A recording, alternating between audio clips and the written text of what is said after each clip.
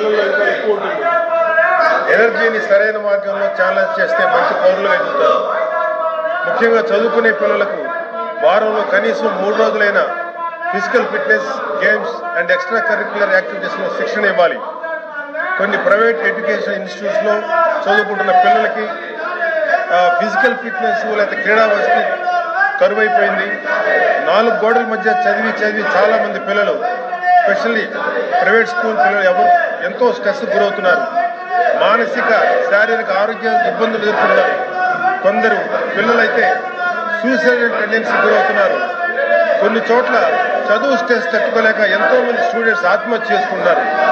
కానీ ఇలాంటి గేమ్స్ అయితే ఫిట్నెస్ సౌకర్యాలు ఉండటం వల్ల అలాంటి స్ట్రెస్ కొంతవరకు తగ్గి వాళ్ళు ఆరోగ్యంగా ఉంటారు. మానసికంగా, శారీరకంగా ఎంతో ఆరోగ్యంగా ఉంటారు.